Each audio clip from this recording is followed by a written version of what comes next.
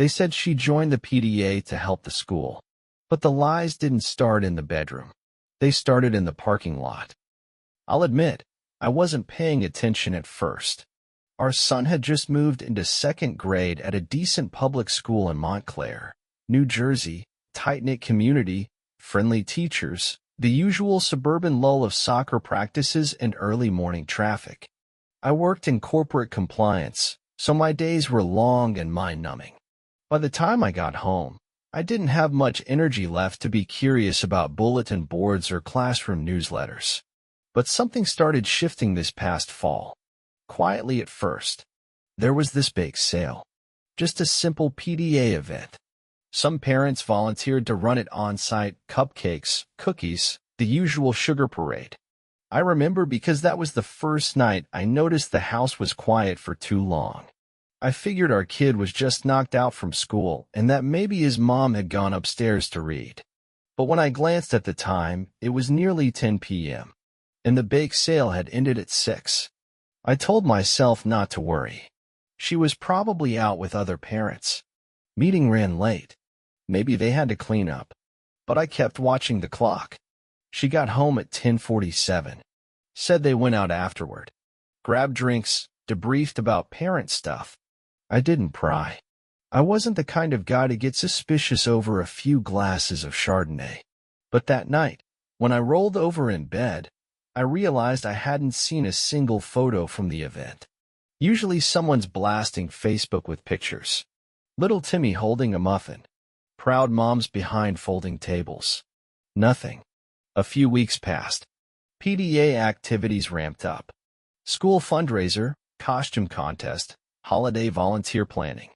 That's what she said, anyway. There were more meetings. More nights that bled into early mornings. She always came back upbeat. Almost euphoric. And then I started noticing the patterns. Her phone buzzed constantly after 9 p.m., but she never picked it up around me. When she texted, the screen was always tilted just slightly away, enough that I'd catch a glimpse of her expression, but never the words. A grin, sometimes. The kind you don't fake. I didn't say anything. Maybe that's on me. Maybe that silence, that small, daily decision to keep the peace instead of ask the questions, was where things really started unraveling. Or maybe I already knew, on some level, that if I pulled the thread, everything would come apart. The first real crack came when I noticed her laptop left open on the dining table late one night. I was headed to the kitchen for water when I saw the screen still glowing in the dark. Gmail was up. I shouldn't have looked. I know that. But I did. It wasn't even an open message. Just the inbox preview. A photo attachment. Group picture from some PTA outing, apparently. Looked like a bar or restaurant. Dim lighting. Red leather booths, someone holding up a glass of wine to the camera. Most of the faces were turned away or blurry from movement, but there was one person I recognized clearly, leaning in towards someone I didn't know, laughing. Too close. Something in my chest clenched. Not anger, not jealousy, just something primal. That sudden shift in temperature when you walk into a room and realize you're not supposed to be there. I clicked out of it. Didn't open the message. Didn't search for more. But I couldn't unsee it either. The next week, I started keeping a mental log. Call it paranoia or instinct, but once you suspect the walls are moving, it's hard to unsee the seams. There were discrepancies. Times and locations that didn't match. A supposed school board meeting held at a bar 3 neighborhoods over. A planning brunch that stretched until 4 p.m. Her calendar started filling up with these kinds of things, ambiguous, social but not quite events that all hovered around the PTA umbrella. And then came the email I wasn't meant to see. Not even on her laptop this time. This one came through our shared family inbox, mostly used for school updates and bills. It was from a generic account titled PTA Coordinator, and it had a forwarded thread attached. I only opened it because it mentioned our son's class by name. But the body of the email wasn't school-related. The attached photos were labeled Recap, Private Gallery. Private Gallery? There were 9 images. Most were harmless enough, parents at a long wooden table, drinks, appetizers, laughing. But 2 of them made my stomach drop. In one, a man's arm wrapped around someone else's shoulder. The angle hid most of their faces, but the body language was unmistakable, familiar, affectionate, physical. And the final photo was taken from inside a car at night. Just 2 silhouettes, close together. One hand on a knee. I scrolled through the thread. The name Tom J.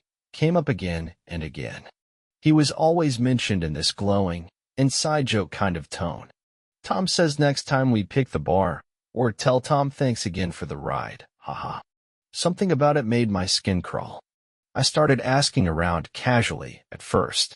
Who's running the PTA this year? Who's Tom J? Responses varied. Oh, he's one of the cool dads. Volunteers a lot. Always helping out. One mom, a bit less guarded, said, I don't know how he finds the time. He's always around. That word stuck with me. Always around. So I made a decision. Next meeting, I'd follow. Not confront. Just observe. I had to see it for myself. Because something was going on. Something hiding under the surface of potlucks and carnival flyers. Something that wasn't about helping kids or planning fundraisers. I just didn't know yet how deep it went. The night I decided to follow her, I rehearsed how I'd explain it if I got caught. That was the strange part. How quickly my mind jumped from curiosity to deception, from, I'm probably overthinking this, to plotting stakeouts like some washed-up detective in a midlife crisis. She said the meeting would be at 7 p.m. in the school's multipurpose room. Budget discussion, apparently. She even tossed in a joke about how they'd be lucky to afford crayons by next year. I laughed. A little too hard, maybe. My face didn't feel like it belonged to me. At 6:55, she left in her gray Honda, wearing a denim jacket I hadn't seen in years. It used to hang in the back of the coat closet with a broken zipper. She never wore it until recently. I waited 10 minutes, then got into my car and followed at a distance. Not too close. Not too obvious.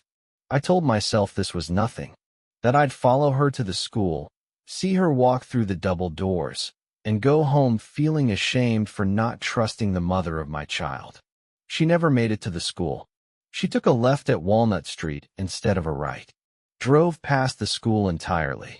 A few minutes later, she turned into a narrow parking lot beside a bistro called Quill and Barrel. Dimly lit, brick exterior, trendy in that rustic way. I'd never been inside. She parked. Stayed in the car for a minute.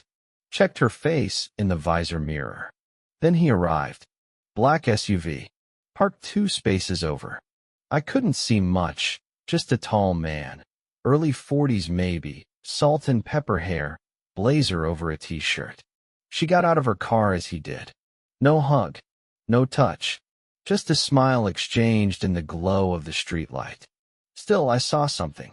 The way she tucked her hair behind her ear when she saw him. The way he leaned in slightly when she laughed. They walked inside together. I didn't follow them in. I wasn't ready for that. I sat in my car and stared at the restaurant entrance until my eyes blurred. At 9:42, they exited. Again, no physical contact. But they stood close. She touched his forearm at one point. Just a tap. Maybe nothing. Maybe everything. She got into her car and drove off. He stayed behind. The next day, I asked Jonah casually who he hung out with during recess. I didn't know what I was hoping for. Maybe I wanted to hear a last name. A mention of Tom. But kids are chaos incarnate. All I got was a list of names I didn't recognize, followed by a 10-minute monologue about someone's spilled milk.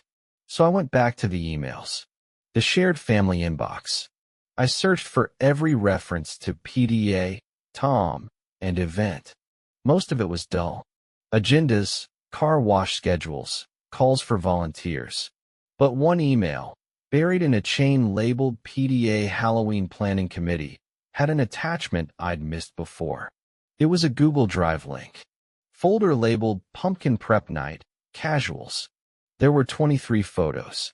Kids carving pumpkins. Parents helping. Paper cups of cider on folding tables.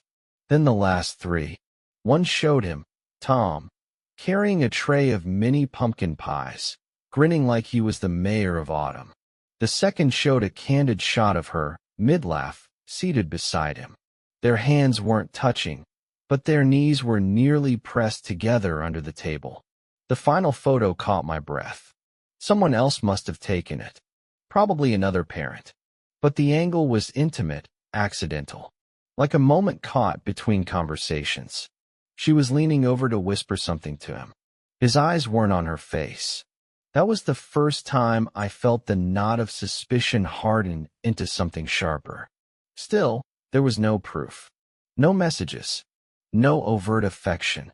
Nothing I could show anyone and say, look, this is what's happening. But I knew what I saw, and I started to see more. She began humming again. Not songs I recognized, just melodies. Random. She did that when we were dating. She'd hum while folding laundry, while making tea. Always when something, or someone, was on her mind. Her wardrobe subtly shifted, too. Blouses with faint perfume. Shoes that hadn't been worn since our anniversary trip to Charleston 5 years ago. She took longer in the shower. Spent more time on her phone. Every change was defensible, explainable, small. But they formed a pattern. A mosaic of someone slowly stepping outside the bounds of routine. I couldn't confront her. Not yet. I didn't know what I'd be accusing her of. Besides, part of me still didn't want it to be real. Instead, I leaned into observation. At the next PTA event, a winter coat drive, I made a rare appearance. Told her I wanted to help. She looked surprised, then smiled like she didn't believe me.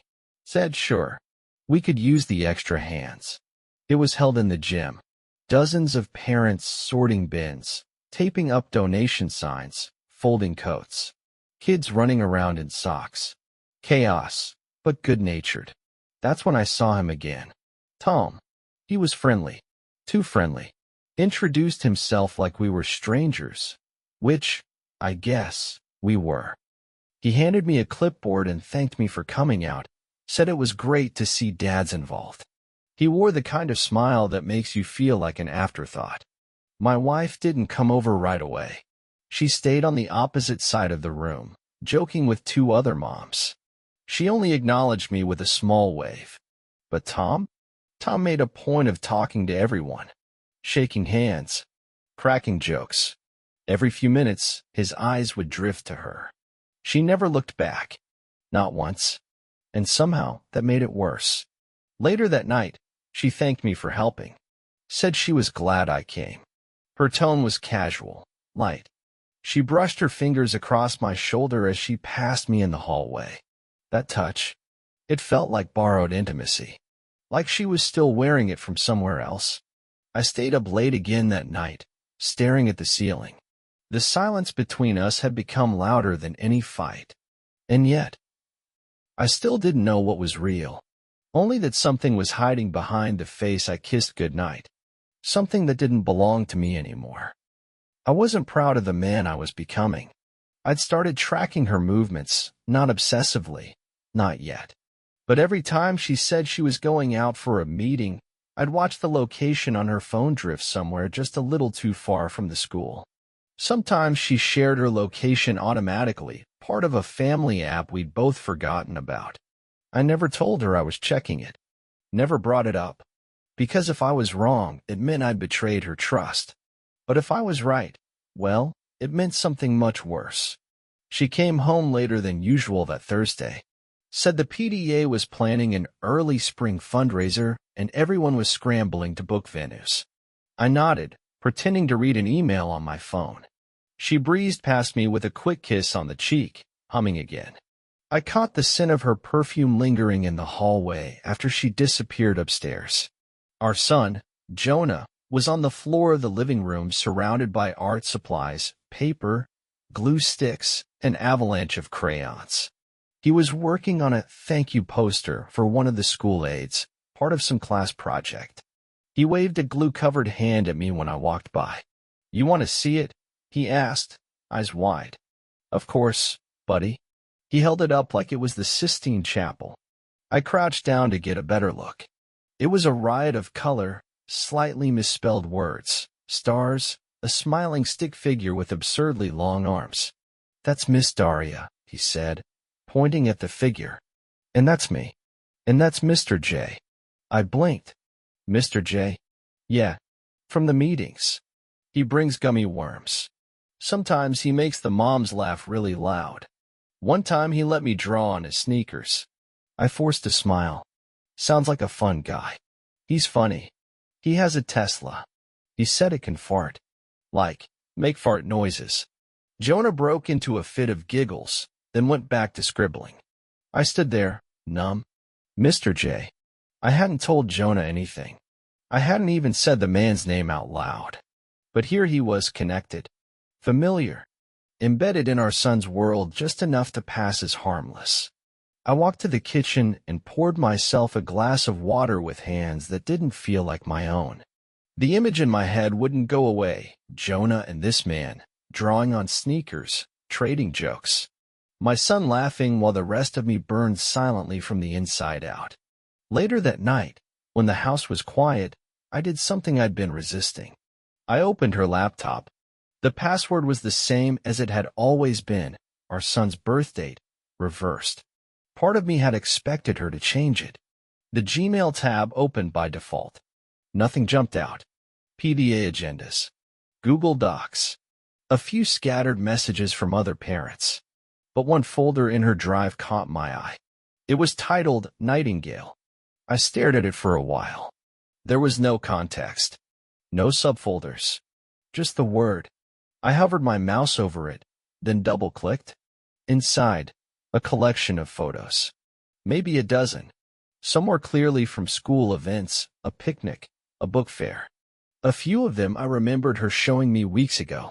But others were less easy to explain. One was a shot of her reflection in a dark window, smiling faintly as someone outside the frame reached up to tuck hair behind her ear.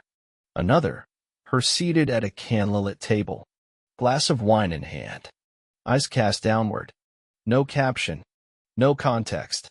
And the last one, the one that made my stomach turn, was taken from behind. She was walking alongside someone. A man. Tall, broad-shouldered. His face wasn't visible, but the curve of his jaw and the slope of his arm looked familiar in a way I couldn't shake. The timestamp was from 2 weeks ago. A Friday night she told me she was volunteering at the library. The folder had no comments. No shared users. But the name, Nightingale, echoed in my mind like a code I couldn't crack. I closed the laptop and sat in the dark for a long time. The next morning, she acted like everything was fine. She made pancakes. Laughed when Jonah got syrup on his shirt. She kissed me on the neck and told me I looked tired. Rough week? She asked. I nodded. Her phone buzzed. She glanced at it, typed something quickly, then slid it back into her bag. I watched her hands. I watched everything. That afternoon, I took Jonah to the park. It was one of those rare New Jersey spring days that sneaks into March just to tease you, sunny, warm enough for light jackets. I let him run while I sat on a bench, scrolling through Facebook. She'd posted a photo from a PTA breakfast. Her and 3 other parents, coffee cups, bagels. All smiles. I zoomed in on the background, mirrors, fake ivy, a corner of exposed brick. It wasn't a school cafeteria. It was Quill and Beryl, the same place I'd watched her walk into with him. I switched over to her tagged photos. There weren't many, but buried deep in the feed, October, maybe it was a group shot from some fall event. Pumpkin-themed. And there he was, Tom J., arm draped behind someone's chair, drink in hand, that same offhand charisma radiating off the screen. I clicked his profile. Private. Only his profile picture showed, a shot of him standing beside a Tesla, grinning, a little boy clinging to his leg. Jonah's words came back like a sucker punch. He has a Tesla. He said it can fart. I closed the app. My chest ached with something that wasn't quite rage. It was closer to resignation. I wasn't just watching a storm build anymore. I was inside it. And no matter how calm her voice sounded at night, how gently she smiled over dinner, I couldn't ignore what was growing between the words. Between the nights. Between her and him. I didn't know exactly what had happened, but I knew it wasn't over. Not even close. I didn't plan to confront him. Not then, anyway. But fate, if you believe in that kind of thing, doesn't really care about your timelines. It happened on a Sunday. Nothing dramatic. Just a grocery store. Jonah had outgrown every pair of pants he owned overnight, so I promised we'd stop by the store for snacks after the outlet mall. He was jabbering in the back seat about a math game he liked. I wasn't really listening. We were grabbing a few things, juice boxes, bananas, cereal, when I heard a voice say, "Hey, man, you've got the last decent pineapple." I looked up. Tom. Right there, in the produce section of the Montclair Stop and Shop, smiling like we'd been friends since college. He was holding a pineapple in one hand, dressed in joggers and a black hoodie, like this was the most casual Sunday in the world. I felt something inside me lock into place. A cold click. Before I could speak, Jonah blurted out, "Hey, it's the fart car guy." Tom laughed. My reputation precedes me. I didn't. Instead, I stared at him. Not angrily. Not accusingly. Just long enough to make him shift slightly, like a dog unsure if it's safe to approach. "You're Tom J., right?" I asked, my voice even. He tilted his head. "I mean, yeah. Sort of. It's actually Janetti. My wife still uses Jones professionally. I default to it when I'm at the school. It's easier." "Wife?" He said it casually. Too casually. My brain snagged on the word like it had sharp edges. "Your wife works at the school?" I asked, careful. "Yep," he said, checking the pineapple for soft spots. "Kindergarten. Ms. Jones. Probably seen her at the Halloween thing. She goes all out. Last year she dressed up as a giant banana." I blinked. That name. Ms. Jones. I'd seen it. Not just in passing. On a sign taped to a classroom door the day of the pumpkin carving event. She'd been in one of the pictures, the background, mostly blurred. I hadn't looked closely at her. I'd only had eyes for the two people at the center. "Didn't know you were married," I said finally. Tom laughed, awkward now. "Well, I guess the PTA doesn't make a habit of handing out bios. But yeah, 12 years next month. Scary, huh?" He turned to Jonah. "You keeping your dad on his toes?"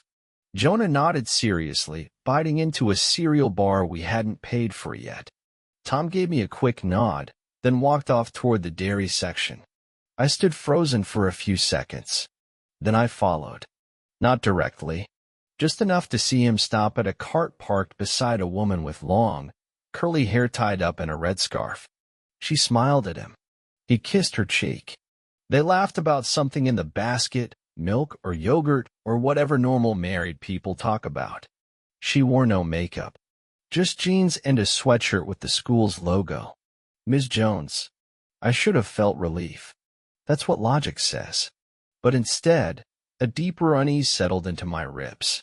Because if he wasn't the one, then who the hell was?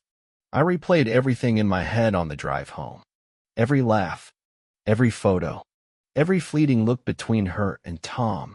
But now, with this new filter, those looks didn't feel romantic. They felt strategic. Like shared amusement over something unspoken. That night, I sat at the kitchen counter long after everyone else went to bed. Something didn't add up. So I went back to the folder, Nightingale, and opened the candlelit photo again. The one where she was holding a glass of wine. Looking down. Mysterious. I ran it through an image search. It didn't return much. Google didn't recognize the location. But one corner of the image had a blurred logo on the wine glass. I zoomed. Cleaned it up. The Foundry. I knew the name. Not because we'd ever been there, but because I'd seen it tagged on someone's Instagram a few months back. A man named Aaron Westfield. A name I hadn't thought about in over a year. Aaron was a dad from Jonah's class last year. Worked in finance. Slick dresser. Always the first to volunteer at school events, especially the ones that didn't require actual parenting. His wife had left him around the same time Erica joined the PTA. Rumor had it she moved to Oregon. Aaron had disappeared after that. Stopped showing up at pickup. No more class parties. No more chaperoning field trips. But now my memory sparked. One of the emails in that jumbled PTA thread, the one with Tom and the wine bar, had Aaron copied in. I searched her inbox again. This time for Aaron. Nothing. But in her archived folders, buried under layers of subcategories, I found a calendar invite. Private. Labeled Evening Walk, AW. The date matched the timestamp on the final photo in Nightingale. The one with her walking beside a man whose face I couldn't see. A man who wasn't Tom. I felt something twist in my gut. I wasn't crazy. Just misled. Every time I'd thought she was with Tom, she had been with someone. Just not him. It was Aaron. The ghost dad. The silent vanisher. I checked her phone location logs again. A few weeks back, she'd spent 40 minutes parked near Brookfield Park. At dusk, right around the time she'd said she was picking up extra supplies for a PTA drive. Brookfield Park had a walking trail and a long bench that curved around a pond. I knew it because we used to take Jonah there when he was a baby. That trail is quiet, hidden from the road, easy to sit, to talk, to kiss. I closed the laptop and stared into the dark hallway, where our family photos hung neatly in a grid. Jonah's kindergarten graduation, a beach trip from 2 summers ago, a selfie we took on our 10th anniversary, all of it framed in cheap wood, all of it still smiling. And now, one thing was crystal clear. Tom wasn't the story. He was the cover. I couldn't tell you when I made the decision. It wasn't one of those cinematic moments. No lightning bolt. No sudden burst of clarity in a mirror. Just a quiet recognition that I'd passed the point of return. That whatever this was, this feeling, this dread, this unspoken truth clawing up my throat, I couldn't carry it alone anymore. It had to be confronted, or it would consume me from the inside. So I started small. On a Tuesday morning, I called out of work, told them I had stomach flu. Then I drove to Brookfield Park and waited. Not in the open. I parked behind the old tennis courts where the tree line thickens. I had coffee in a thermos, a pair of binoculars in the glove box, leftover from an ill-fated birdwatching phase years ago, and a charged phone with a camera app ready to go. I didn't know if she'd come. But at 6:12 p.m., just as the sun started to dip behind the pines, her car pulled in. She sat in the driver's seat for a minute, checked her phone, then stepped out wearing a long coat and boots, her hair tied up. 2 minutes later, a second car pulled in behind her. Aaron, no doubt this time. He stepped out in jeans and a sweater, looking like he'd just rolled out of a Patagonia catalog. They didn't touch. Not there, not then. But they walked toward the trail with too much ease. No hesitation. No uncertainty. Just 2 people returning to a ritual. I followed at a distance, sticking to the shadows like a coward. They reached the long bench that curved near the pond, the one she and I used to sit on with Jonah in a stroller, feeding ducks. Now it felt like a relic of some other life. One that had already ended and no one had bothered to tell me. They sat close. Talked. I couldn't hear them. I didn't need to. At one point, she reached out and touched his hand. He didn't pull away. I took a photo, then another. Then I lowered the phone and just watched. It's strange what your mind does in moments like that. I didn't feel rage or heartbreak. Not immediately. Just a hollow detachment, like I was watching 2 strangers in a movie I hadn't paid to see. I waited until they left. Made sure they got into separate cars. Then I drove home and sat in the garage with the engine off, staring at the steering wheel. What I had wasn't speculation anymore. It was reality.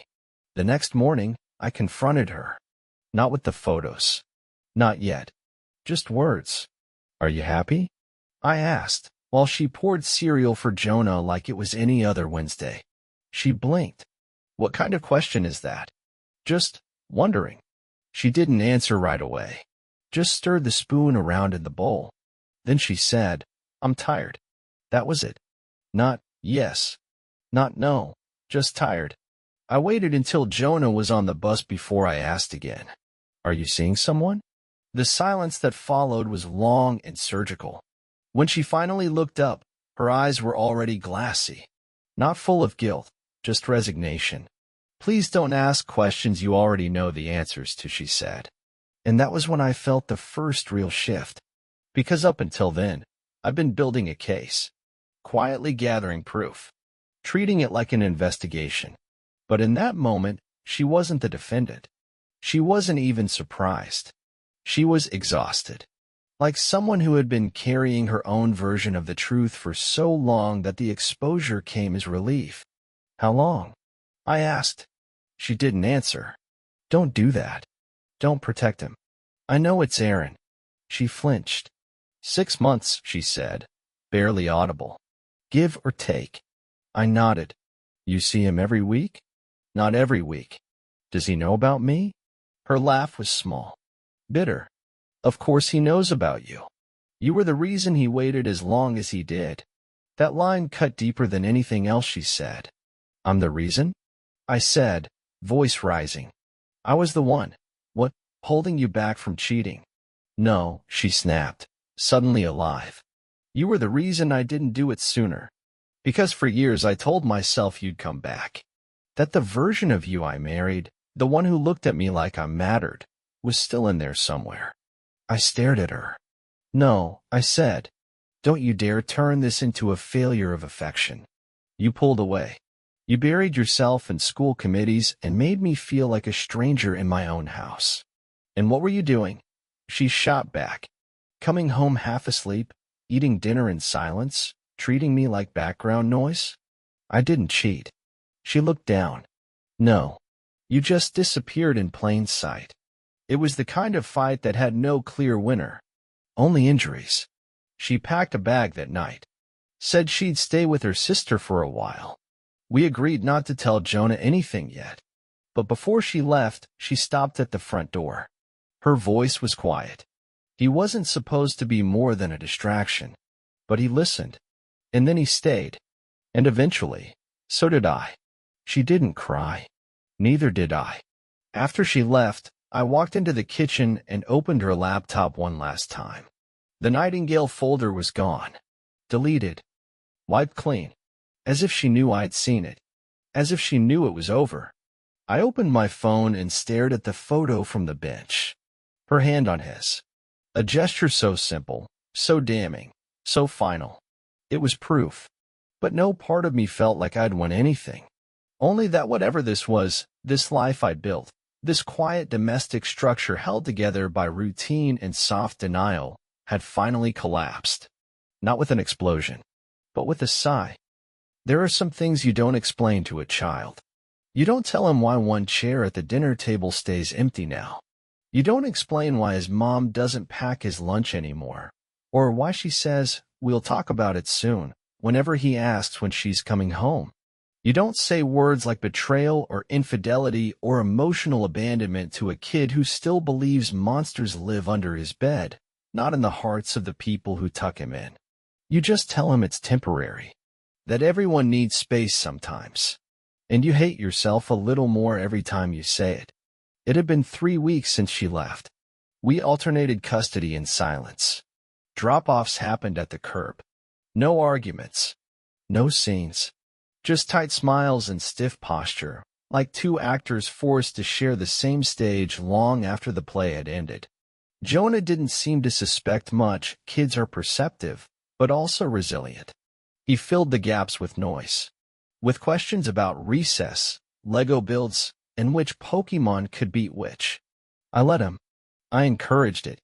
It was the quiet that scared me. One night after he fell asleep, I poured a drink and opened my laptop. I stared at the desktop photo, still the same one we took in Cape May, the three of us squinting into the wind, pretending the world was whole. I could have changed it. I could have deleted every trace of her from the computer, the house, my life. But I didn't. Not yet. Instead, I opened a new folder, named it Pine Bench. And I uploaded the photos, the ones from the park, the old screenshots from the PTA emails, the wine glass photo with the logo. Even the calendar invite marked AW. I didn't label them. I didn't sort them. I just left them there. A quiet collection of consequences. I never confronted Aaron. What would I have said? He wasn't married. He didn't know me anything. He didn't build a life with me or sleep next to me for over a decade. He was just the person who stepped in when I wasn't looking. But I did send him the folder. No message. No signature. Just a shared link from an anonymous email. He never replied. But I know he opened it. Because 2 days later, his Tesla wasn't parked at school drop-off.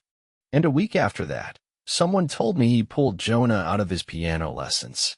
Said he was dealing with a personal situation. I didn't gloat. I didn't feel triumphant. If anything, it made me feel smaller. Erica called me the following Sunday. Not to fight.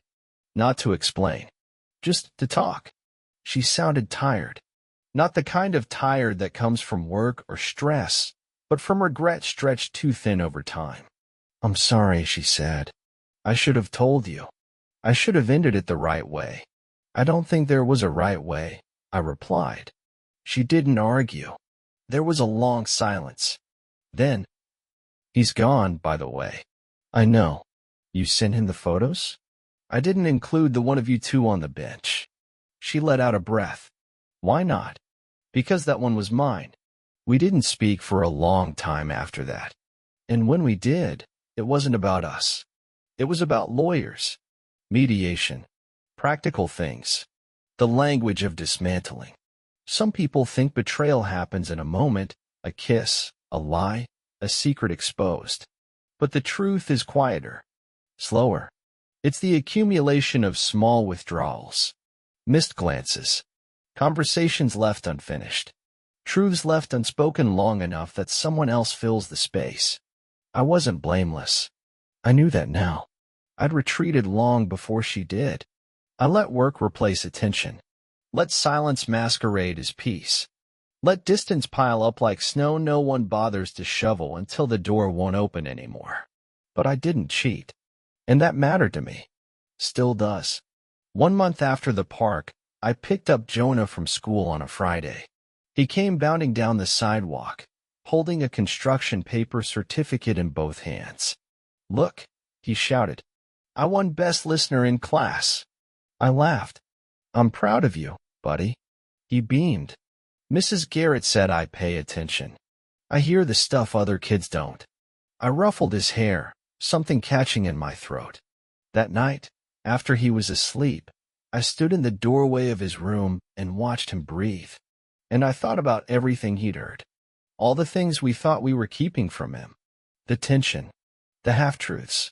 The room's gone quiet too quickly. He had been listening. Maybe not to the words, but to the spaces between them.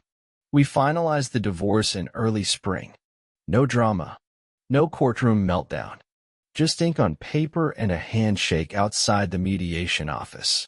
She kept the Honda. I kept the house. Jonah moved between us like a satellite orbiting 2 planets that could no longer share gravity. Some nights I still think about the bench, about how quiet it was, how easy it must have been for her to sit beside him and forget the weight of home. Other nights, I think about what I should have done differently. If there was a version of me that could have stopped it before it started. But the truth is, some endings don't need villains. Just enough time. Enough silence. Enough space for someone else to reach across a bench and offer what you forgot how to give. We speak, Erica and I. Not often. Not easily. But civilly. We co-parent. We exchange schedules and allergy notes and school reports. Sometimes I see flashes of who we used to be. A shared laugh over something Jonah said. An old inside joke slipping out before we catch ourselves. But there's a glass wall between us now. We see everything. We just can't touch it anymore. One day, maybe, I'll take Jonah back to Brookfield Park. He won't remember the bench. Not the way I do. But I'll sit there beside him anyway. And maybe that's enough. To reclaim the silence. To rewrite what was lost. One moment at a time. Thanks for watching. If this story pulled you in, make sure to subscribe and hit the bell so you never miss the next confession. Until next time, take care and watch who you trust.